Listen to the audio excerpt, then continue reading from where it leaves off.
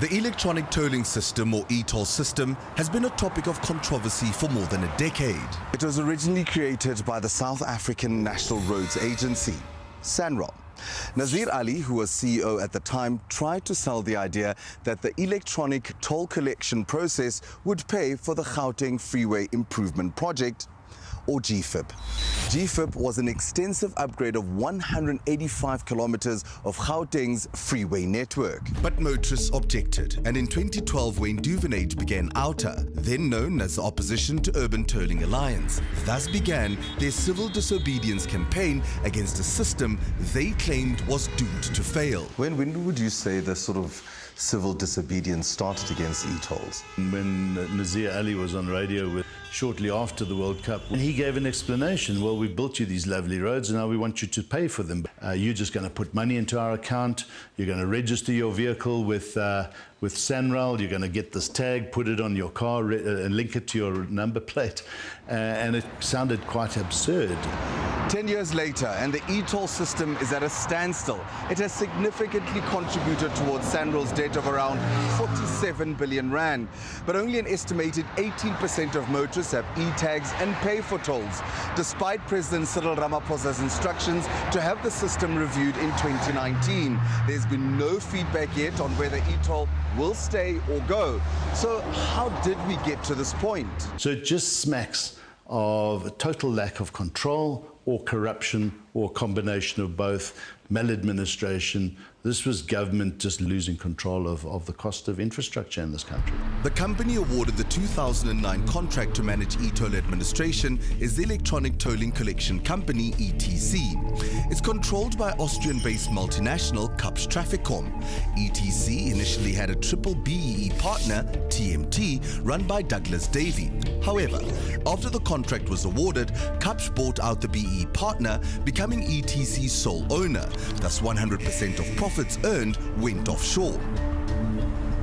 On Wednesday, OUTA issued a statement about what it claims is a 10 million rand kickback allegedly paid by ETC to a company called ProAsh Business Services, which OUTA says assisted ETC in being awarded the e-toll tender.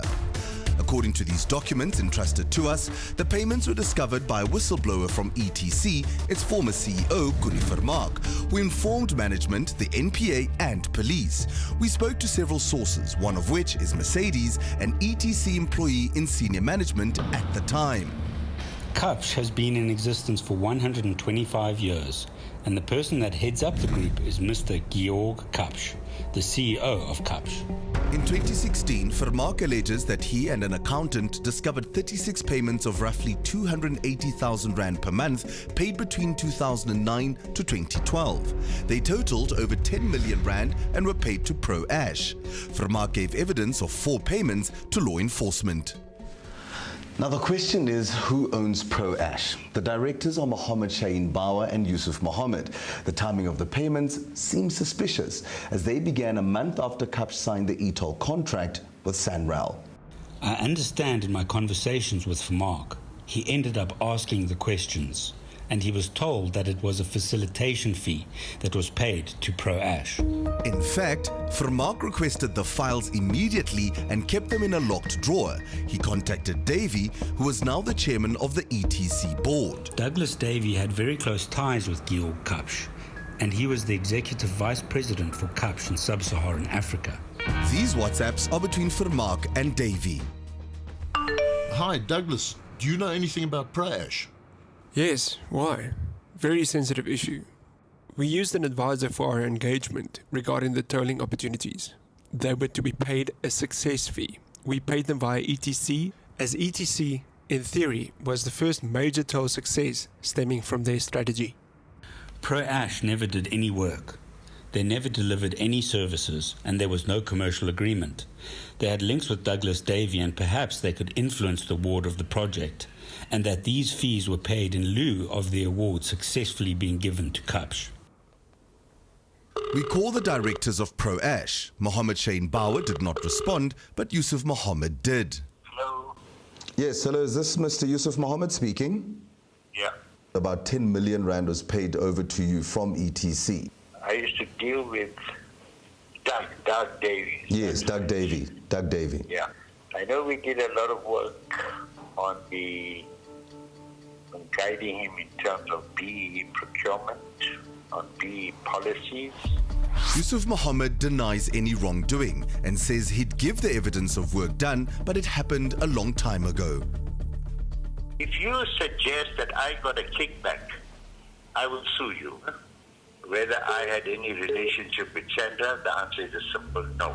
ProAsh's attorneys responded on its behalf. ProAsh confirms it received 36 payments of 280,000 rand, but says these were for services rendered to ETC under a service level agreement, and the directors emphatically deny Davies' allegation that the payments were a kickback for the e-toll system contract. But what is shocking is that ETC invoiced Sanral for the ProAsh payments, allegedly misrepresenting them to be the BEE requirement for the e-toll contract. This means public money was indirectly paid to ProAsh when Sanral refunded ETC. Sanral have oversight over what ETC does, and they're actually in the same building as ETC. We asked Sanral to respond to the allegations. It declined an interview for now, as it is waiting for the month end when the government will make a decision on the future of e-tolls. It believes that the allegations are unsubstantiated and speculative, and said it was unreasonable to expect a response if we did not provide it with supporting evidence. However, Sanral need only ask the SAPS or NPA for the evidence in our possession. Vermaak reported the payments to Kapsch head, Georg Kapsch, but was then suspended. During this time, the ProAsh files disappeared. Vermaak was removed from the office virtually overnight, and my understanding is that he met Mr. Kapsch twice, and that he was offered a bribe to keep quiet. Evidence of this alleged offer is supposedly contained in Georg Kapsch's own writing, which requests Vermaak's silence. It turns out Kapsch had R1 billion worth of reasons to keep any alleged illegal activity under wraps. It could stand to lose R1 billion bank guarantee behind the tolling contract if these allegations prove true. In early 2020, Davy, the man with the answers, suddenly passed away. We called Vermaak. I have extensively reported this to all the appropriate authorities. And secondly, I've already had one hit on my life already, so I wouldn't want to make any further public comments. And then Vermaak discovered a $5 million kickback paid to a businessman in Zambia in order for Kapsch to secure a traffic management contract.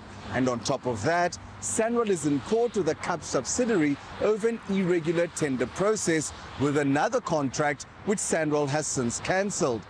Does this say something about how this Austrian transnational operates? Kapsch and ETC declined interviews, but in their combined response claimed Vermaak is not a whistleblower but a disgruntled employee, and they've commissioned internal and external investigations which have found no wrongdoing.